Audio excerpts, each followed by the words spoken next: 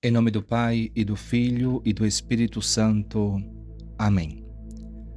Caríssimos irmãos em Cristo, a liturgia da missa deste domingo é um convite à esperança, à confiança plena no Senhor. O Evangelho narra a cura de um homem surdo e mudo. São Marcos nos relata: trouxeram então um homem surdo que falava com dificuldade e pediram que Jesus lhe impusesse a mão. Qual é o significado espiritual da deficiência desse homem e da sua cura por Jesus? O surdo-mudo é aquele que não abre os ouvidos para ouvir a palavra de Deus, nem abre a boca para pronunciá-la. Algo bem característico do nosso tempo, já que nossa época se destaca, entre outras, como a que rejeitou a Deus. Época do homem cheio de si, autossuficiente, que se proclama dono de si e do seu destino. O surdo-mudo é também aquele que não quer ouvir nem compreender as verdades da fé, nem as palavras de Deus, nem os preceitos da sua lei, fazendo-se mudo para abrir a boca, para clamar a Deus e pedir-lhe misericórdia, para louvar ou agradecer-lhe pelos benefícios recebidos, para confessar seus pecados e receber perdão por eles. Lembremos que estas duas situações, a surdez e a mudez espirituais, são causadas ao homem pelo demônio.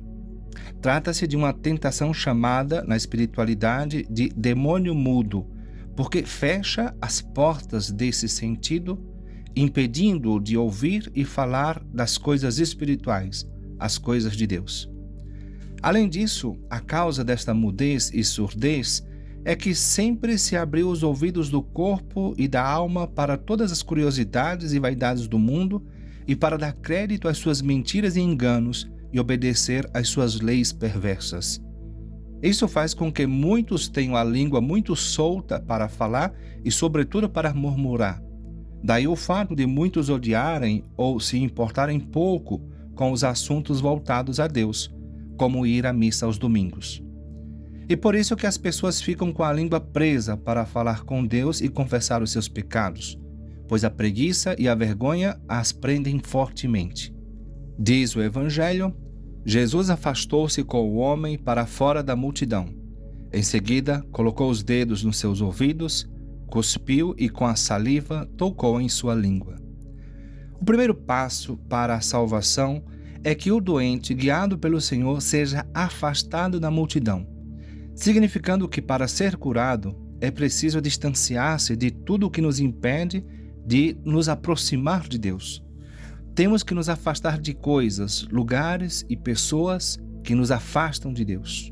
Repito, temos que nos afastar de coisas, lugares e pessoas que nos afastam de Deus. Jesus coloca os dedos nos ouvidos quando, através dos dons do Espírito Santo, abre os ouvidos do nosso coração para compreender e acolher as palavras de salvação. Com efeito, o próprio Senhor testemunha que o Espírito Santo é o dedo de Deus, quando diz aos judeus: se eu expulso os demônios com o dedo de Deus, vossos filhos os expulsam por meio de quem?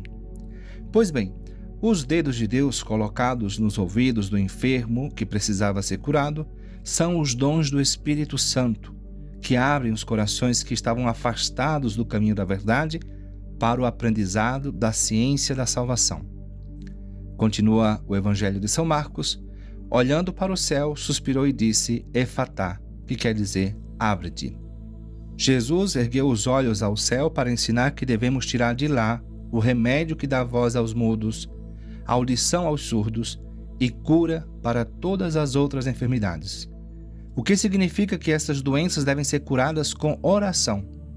Ele suspirou não porque precisasse suspirar para pedir algo ao Pai, aquele que, em unidade com o Pai, dá tudo a quem lhe pede.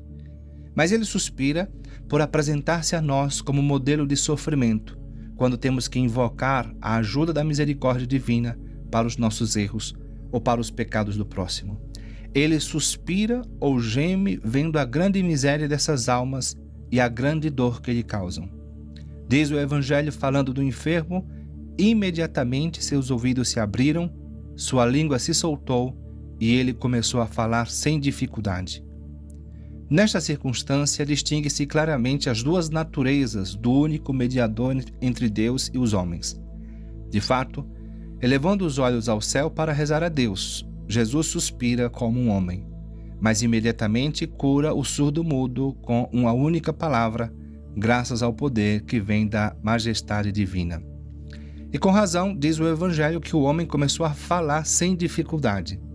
Fala assim quem o Senhor lhe abre os ouvidos e lhe desata o nó da língua. Na verdade, só a quem o Senhor faz este milagre é que pode falar corretamente, seja confessando a Deus ou pregando a outras pessoas. Só ele, cuja audição foi libertada pela graça divina, para que possa ouvir e cumprir os mandamentos celestiais, e cuja língua foi capacitada para falar pelo toque do Senhor, que é a própria sabedoria. Assim curado, o doente pode justamente dizer com o salmista: Senhor, abre os meus lábios e minha boca proclamará o teu louvor. E com Isaías: o Senhor deu-me a língua de discípulo para que eu possa reanimar os cansados com a palavra. Todas as manhãs, ele desperta os meus ouvidos para que eu possa escutar como fazem os discípulos. Continua São Marcos.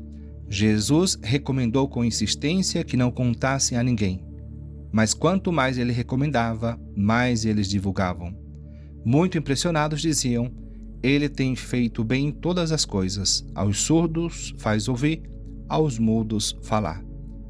O quanto devo fazer por meus irmãos para mantê-los longe da ocasião de pecado, chorando por seus pecados e orando por eles, sendo eu o meio para levá-lo aos sacramentos, especialmente a confissão e a comunhão. Santo Agostinho nos aconselha: se você ama a Deus, cative ao amor de Deus todos aqueles que estão unidos a você, todos aqueles que vivem em sua casa. Se você ama o corpo de Cristo, ou seja, a unidade da Igreja, convide-os para que se alegrem com você e diga: exaltemos o nome do Senhor. O que quer dizer exaltemos o seu nome? Significa cativar todos os que puder, exortando, arrastando, rezando, discutindo, raciocinando com mansidão, com delicadeza. Ó Senhor, quão bem fizeste os teus milagres, os teus sermões, os teus sacramentos, as tuas humilhações e os teus atos virtuosos. Fizeste tanto bem para o bem dos homens, mas pagaram-te tão mal e devolveram-te inúmeros males por inúmeros bens. Por isso sofreste bem por todos os males. Concede, Senhor, que imitando-te, façamos todas as coisas bem, para que nenhuma obra nossa venha a manchar o teu nome. Meus irmãos, temos na Virgem Maria um modelo perfeito dessa atitude de escuta atenta a que Deus nos pede. Por isso peçamos a ela que nos ensine a ouvir com atenção o que Deus nos diz e a colocar em prática. Assim seja. Amém.